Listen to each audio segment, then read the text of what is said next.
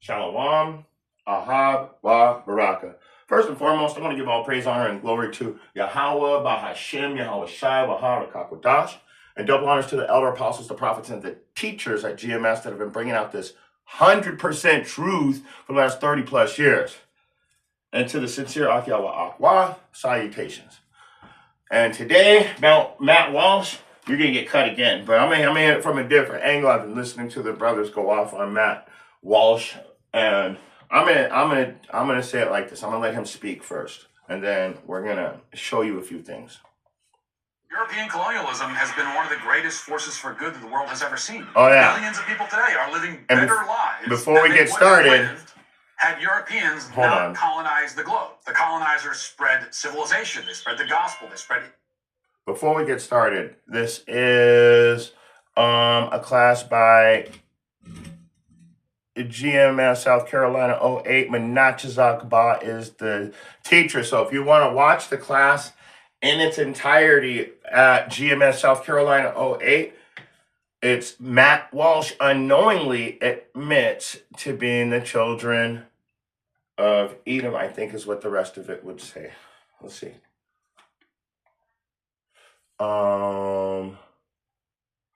Being the children of Sodom, the wicked. So, if you want to watch it in its entirety, it's Matt Walsh unknowingly admits to being the children of Sodom, the wicked. And this is a fair use video. So, just letting you know right now, this video is a fair use. Let me put that up real quick. Sorry, guys, I got to do all this, or they'll just instantly want to take my channel down, which is just ridiculous at this point. You know that there's something going on when they want to remove your channel. So let me just put this up, just this disclaimer for a second, so we can all know that. There we go. Let's get this in there. And now we've done that, everybody can see that this is a fair use video. All right. Now, without further ado, now that we've successfully done all that, let's get to the video. Innovation. They spread important ideas, such as the idea that you shouldn't murder your children to appease the sun god, that you shouldn't eat your enemies to absorb their life force. Did the colonizers also spread dairy products? I don't know, but I'm happy to add that to the list of triumphs. Is our civilization one that we should be proud of, even in spite of its history of conquest? No. Not in spite of that history. I'm proud of it in large part because of that history.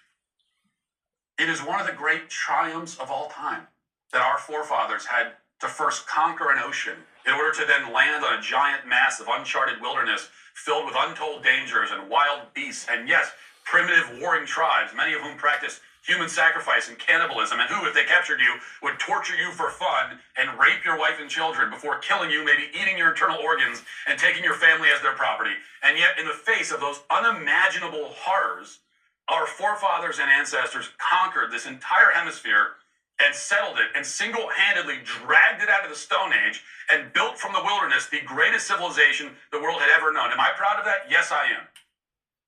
Now, the natives lived in the Americas for 20,000 years. And this is something that the left and the people who hate this country like to bring up all the time. Well, they were here for so long. Yeah, they were here for a long time. What did they do in that time? During that time, they never figured out the wheel. They never figured out written language. Most of them progressed hardly at all over the course of 200 centuries. They were still eating each other and living in tents, many of them. The great tribes of Mesoamerica had advanced the most. And by that I mean they had caught up to the ancient Egyptians by the time that the conquistadors showed up. They were building pyramids at a time when Europeans were using the printing press. Then European settlers arrived here, and in less than 3 centuries, they had established a nation. In another 70 or so years, that nation would stretch across the entire continent from one ocean to another. In another 50 years, they'd be digging a giant trench through the earth to physically connect one ocean to the other. At the same time, they would be building vehicles that can fly through the air. In another few decades, they'd be walking on the surface of the moon. Okay, these settlers took a wilderness sparsely inhabited by hostile Stone Age natives, and in a matter of a few centuries built the greatest, most advanced, most globally dominant nation the world has ever known. Am I proud of that? Oh, yes. I am very proud of that. And I will always be proud of that. And I will never apologize for it. All right, Israel, like I said, I'm going to do this a little different because the last thing Matt Walsh said is how they invented all these great things. Well, what you're looking at here is the people that invented everything. So this is just a top 100 Black inventors and their inventions list. Okay, so this is just the top 100. So, you know what? Let's start with the very first guy, Granville Woods. He was awarded the patent for the steam boiler in 1884. The communication technology of the late 1800s. He invented an apparatus that, and then let's see.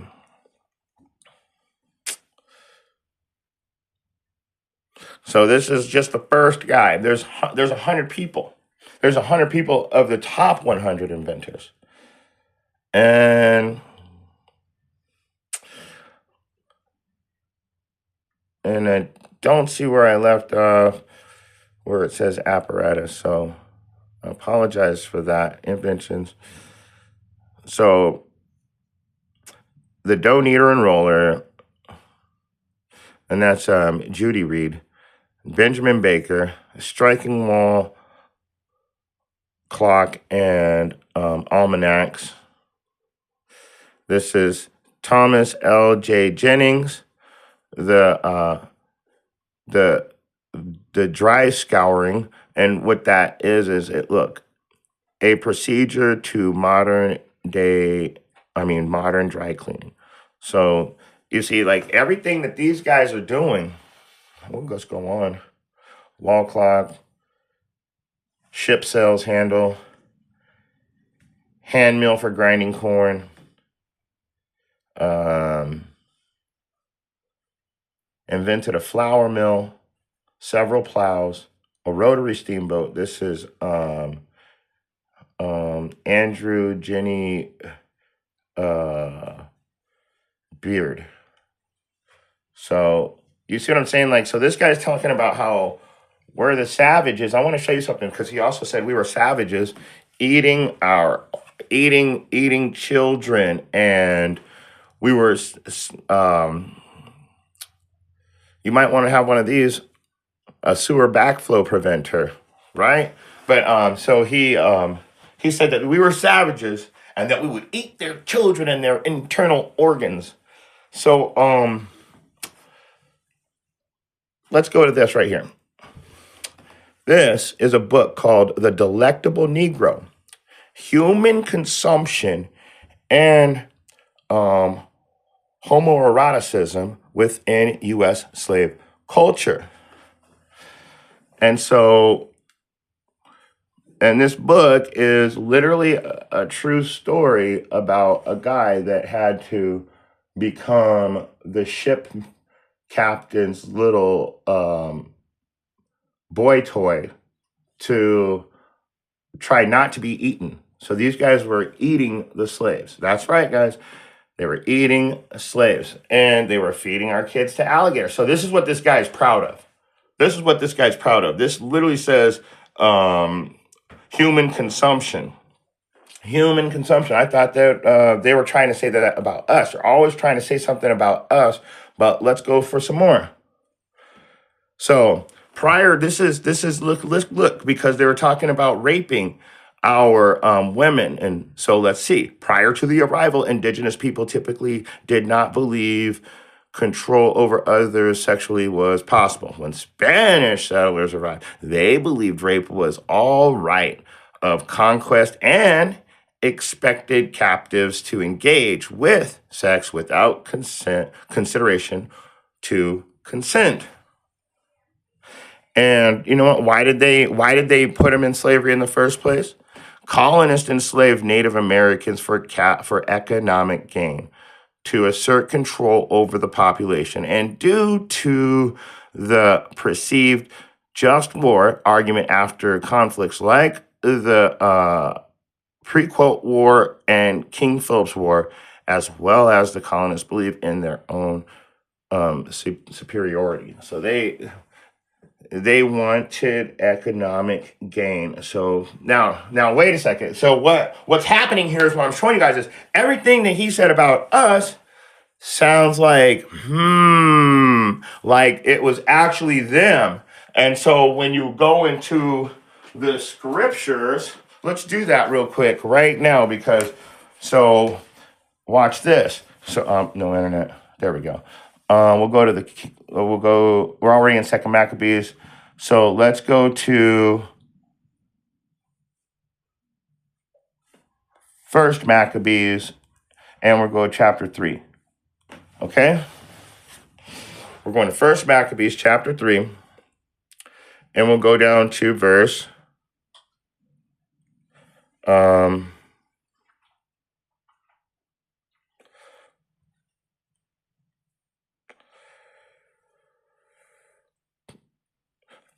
verse 48. Oh, wait. That's 49. Verse 48. And what does it say? And laid open the book of the law wherein the heathen had sought to paint the likeness of their own image. And why am I bringing that out? Well, these guys are literally saying that we're the savage. We're killing the children. We're raping the women. But I've got all these documents showing the exact opposite. In fact, these pilgrims were so nasty when they showed up. We had to show them how to wash their ass, how to brush their teeth. They refused to bathe. Let's prove it. Americans using the bathroom. Got a really good sense. Don't poop where you eat. So a hole would Let's start from the beginning. be dug not too far from when people live. The excrement would be put in the ground rather than on top because predators can. I don't know how to stop it and start it over. Or would be excreted into water that was cleanse themselves. Well, I found it excellent. Here we go. Sorry about that, guys. Why were the pilgrims and the European settlers so reluctant to cleanse themselves? Well, I found an excellent article from history.com that discusses this very topic. Before we get into that, how did natives wash themselves and how did it impact and influence those who were newly arrived? So Native Americans would use cold water and different plants, like the soapweed yucca plant, in order to cleanse themselves. Many plants have antimicrobial properties, and they even used plant fibers to help exfoliate the skin. In addition, they also had mouthwash using this plant, which is wildflower gold thread. It was used as mouthwash and as a mouth cleanser, and on the gums for dental pain, and also for teething. And even when it came to Native Americans using the bathroom, they had a really good sense, don't poop where you eat. So a hole would be dug not too far from where people live. The excrement would be put in the ground rather than on top because predators can track that kind of stuff. Or would be excreted into water that was downstream because we understood the importance of raw sewage and how it can affect our health. England could have definitely taken some tips on that if you know anything about how polluted the Thames River became due to raw sewage. So anyway, back to... I just have to say something real quick. We already had sewer lines is what she's trying to tell you. We already had all this technology when they said we didn't even have a language and we were these savages that didn't even have a written language. But yet we spoke Paleo-Hebrew, and Squanto was a guide to get back here and spoke the Paleo-Hebrew, which is actually called Lashawan Kadash. We can go into that too. So we had the original language. But you nasty motherfuckers didn't even have a damn toothbrush when you showed up. Let's keep going.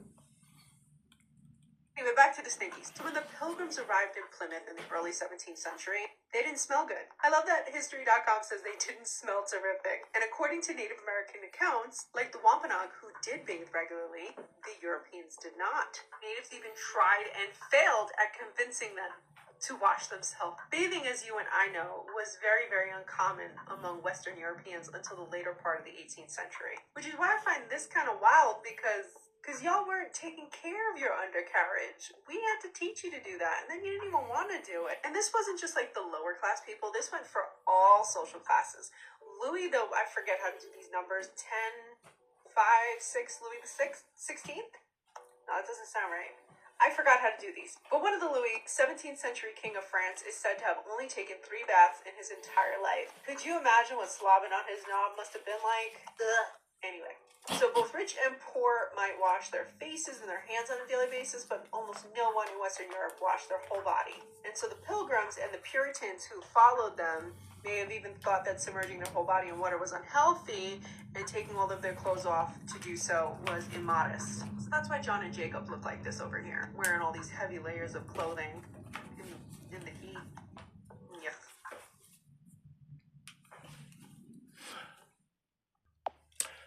All right, let's get a couple of scriptures. I think that we've pretty much proven that everything out of Matt Walsh's mouth was a bold-faced Edomite lie. You bold-faced Edomite liar. And also the Amalekites, they like to drink the blood of their enemies in the matzah balls. Look it up. But anyway, let's go ahead and get Luke 8 and 17. And let's start with the King James Version. For nothing is secret that shall not be made manifest, neither anything hid that shall not be known and come abroad. You know, I really love this verse because it's saying a lot right here. So what people do, I noticed when I was, in junior high and high school, even in elementary school, there'd be always a kid out there with a really big mouth, and he would talk about everybody to try and make himself look better. But at the end of the day, when you see this kid's life, you realize that the reason why he has a big mouth is because he's trying to take the attention off of himself.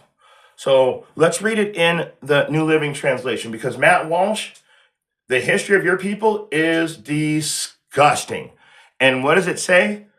It says in the New Living Translation, for all that is secret will eventually be brought into the open, and everything that is concealed will be brought to light and made known to all. So you're going to try and talk about us. You're going to find out that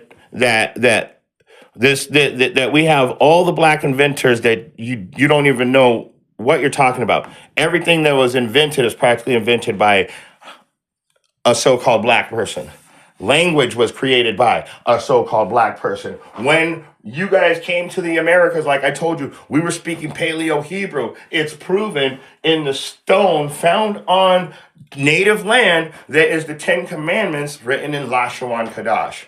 We can go through all of these people. So I'm trying to see which people you're talking about, because really a lot of white inventors, even in slave times, were getting sued for stealing their invention. So no, you guys didn't really invent anything. And Matt Walsh, since you're so proud of yourself, I say stay off of our toilets, stay out of our refrigerators, don't use our air conditioners, don't use the light filament to make sure the light doesn't explode, okay?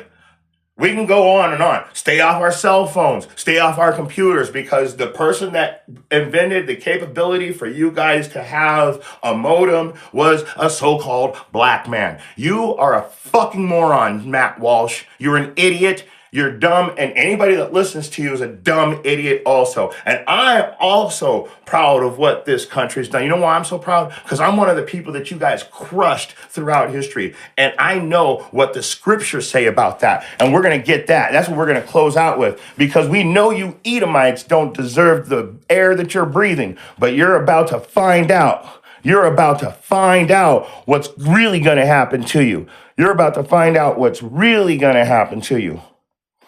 And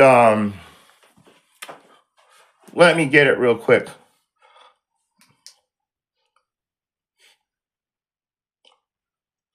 I got so angry I forgot what scripture I was about to bring out. Hold on. Now I remember. This is what we're going to close out with. Right here. For the children of Israel to know.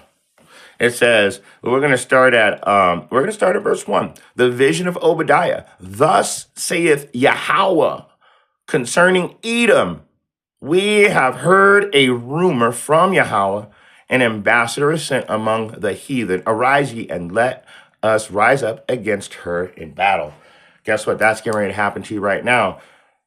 Mister, I'm like, this guy thinks that they're great. And they didn't even know how to brush their teeth. They refused, honestly. They refused to bathe when they first got here. Who knows what kind of weird culture or weird shit they were in? They just didn't like taking baths. That's so nasty. That's so disgusting. Verse 2, behold, I have made thee small among the heathen.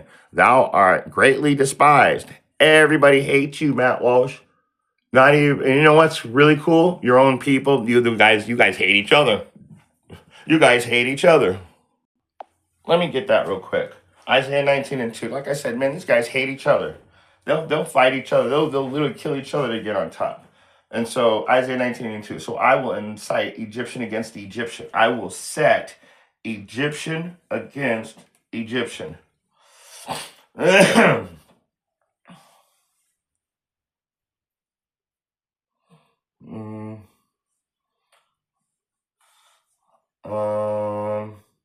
Here it is. And I'm sorry, I had to go to the King James version. Sometimes when I get it, when I pull it up, it won't be the King James, and I don't know it. So, and then I look, and I'm like, that's not the King James. So let's start again. Isaiah 19 and 2. And I will set Egyptian against Egyptian, and they shall fight one against his brother, and everyone against his neighbor. Cry against city, and kingdom against kingdom. So that's Matt Walsh and his people. And then they make up lies to take the attention off of themselves so they can keep pushing their plan.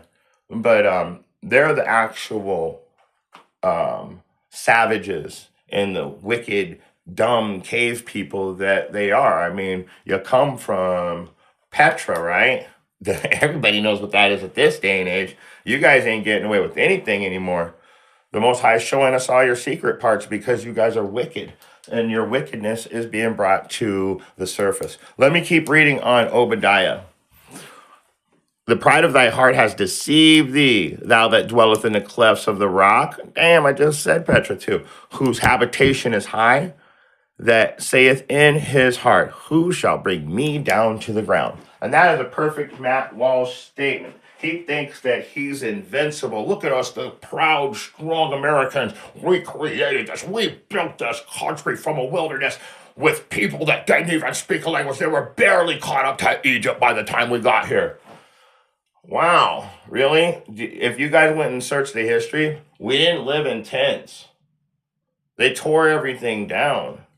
We were living pretty nice. We had to dwell in tents after we've been displaced from our land, which is really lame. It's a real lame situation to be in, but we didn't follow Yahweh's laws, so now we also have to be a part of the fulfillment of these prophecies. And our part is to suffer the curses for not keeping the laws.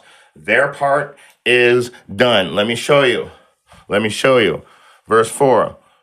Though thou exalt thyself as the eagle, and thou shalt set thy nest among the stars, thence I will bring thee down, saith Yahweh.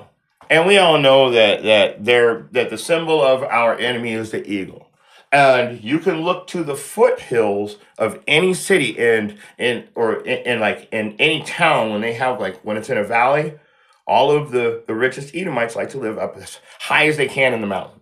The higher they are, they think that they've conquered everybody because they're higher up in the mountain. So they dwell in the clefts of the rocks, whose habitation is high. And this is important too, because when you go into the city, what's the best place you can get? The penthouse, right there at the top. So they definitely fulfill the prophecy of their habitation being high. And it's beautiful because they exalt themselves among the stars. They think that they're the gods. Matt Walsh thinks he's a god. I'm so proud of America right now. I am proud of America because not because we conquered, or however he said it, he was proud of every atrocity that was done to our people for them to get ahead. That's what he was proud of. And so Let me read verse 5, because remember, they stole all the land, and then they put us in the little dirt patches that they decided are worthless. And then if they find any type of mineral or anything, they will pull you right out of that land and make you move again. They just did it recently because they found oil on one of the reservations. So let's go to verse 5. If thieves came to thee, if robbers by night, how art thou cut off? Would they not have stolen till they had enough? If the grape gatherer came to thee, would he have not leave some grapes? Damn, bro. Damn, you guys are like that too, man. You guys come and steal everything, and then you replace the story with, look at these savages. Look at these. They don't even have a language. They don't even write. But yeah, we did. In fact, that's been proven over and over again that that's a lie. That's a major lie. You guys, in fact, how did you win World War II? Because the Navajo were speaking in their native tongue, and we had a written language in their native tongue, and no one could translate it. So you shut up when you guys. I mean, this guy, Matt Walsh is a dummy. That's all there is to it. Let's keep reading. How are the things of Esau searched out? How are his hidden things sought up? I mean, right now, what he's all talking all this great game of how great the settlers were, these Edomite settlers that came in and destroyed everything, built everything against nature, destroyed entire ecosystems. And he's proud of it. And he even said so. So you come in here and you talk a good game, but what did we do? We went and did a little research to prove that everything you said was a lie. In fact, you guys are getting ready to pay the real price. Let's go to verse 7. You're going to pay the price. You playing with fire, you're going to pay the price. Verse 7. All the men of thy confederacy. Confederacy means joined together in an agreement. So all the people that you were in agreement with, all the men of thy confederacy, have brought thee even to the border. The men that were at peace with thee have deceived thee and prevailed against thee. They that eat thy bread have laid a wound under thee. There is no understanding in him. And that's what I wanted to get you right there. There is no understanding in him. Matt Walsh, you're a moron. You know the truth, and you got on on a live podcast, whatever, and sat there and really it should have just destroyed your entire career. But with the Edomites these days, it probably increased you into the next level of your career, honestly. But that's okay. Bring that same energy when Yahweh, Bahashem, Yahweh Shai shows up, and we'll all see if you're gonna be that same man that was proud or not. I'm gonna skip down to well, I'm just gonna read all the way down. I want to get to 15, but I'm just gonna read down to 15. So let me just read verse 8. Shall I not in that day, saith Yahweh, even destroy the wise men out of Edom and understanding out of the mount of Esau? And thy mighty men, O Taman, shall be dismayed, to the end that every one of the mount of Esau must be cut off by slaughter.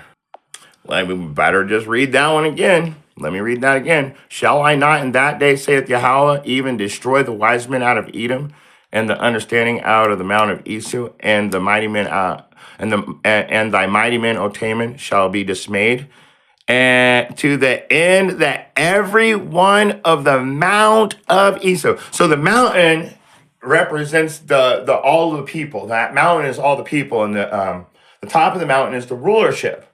So he's saying the whole nation, all the Edomites, all the tribes of Edom, may be cut off by slaughter. Let's get a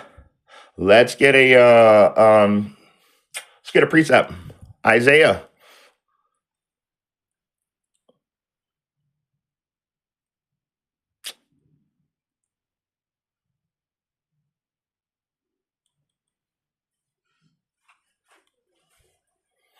Isaiah 14 and 21.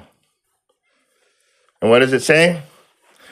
prepare slaughter for his children, for the iniquity of their fathers, that they do not possess, nor rise, that they do not rise, nor possess the land, Slakia, nor fill the face of the world with cities. And you're like, oh, well, we built cities, man. They got all kinds of cities. Well, actually, if you really want to get into it, what actually is happening is they build empires that they only last for a certain amount of time, like about 250 years, I think, and then we're past that right now, way past that. So this empire is due for its own implosion. Let's go to Psalms 137 and 9 real quick. Let's go to Psalms, since we're talking about, let me read it again. Prepare slaughter for the children, for the iniquity of their fathers. And that children is the children of Esau. So the descendants, the whole amount of Esau, okay? So now what we're going to do is, we're going to get another precept. We have to now. We have to add on to that. We have to add on to that. And just, I'm going to add on to that real quick. Let's go to Psalms 137. And if anybody knows the Bible, you should know where I'm going with this. Because he literally called us savages and said that we killed children and all this stuff. But I just showed you the delectable niggers. They were eating the people. What does the word picnic mean? You never hear about black people going on a picnic. No, black people go on cookouts, because picnic actually means to pick a nigga and hang him from a tree. So think about that. And then they would cut the parts off of the person and use them as souvenirs or send them to people as gifts, taking pictures with it and everything. So you guys are more than savage. You guys are more than savage. And it said that prepare slaughter, right? Prepare slaughter. So let's go down to verse 9. We're at Psalms 137 and 9. What is, what? Let's start at verse 7. Remember, O Yahweh, the children of Edom in the day of Jerusalem, who said, raise it, even to the foundation thereof. So when we were serving our punishment to Yahweh, Bahashim Yahushai, you guys were in there trying to take us down. You said, burn it, or destroy it, all of it. We remember. Yahweh hasn't forgot. Yahweh Shai is coming down to get you. Let's go to verse 8. O daughter of Babylon, who art to be destroyed, happy shall he be that rewarded thee, as thou hast served us. And I'm glad that's in there, because that's what I wanted to close out with in Obadiah. Happy shall he be that rewarded thee. The Most High is going to be happy. And what's he going to be happy? As thou hast served us. Let's see. Happy shall he be that taketh and dasheth thy little one's head against a stone. He's going to be happy to crack your fucking heads open just the way you did us. So enjoy that. Enjoy that little piece of information that you didn't know anything about, because guaranteed you don't know what the Bible says.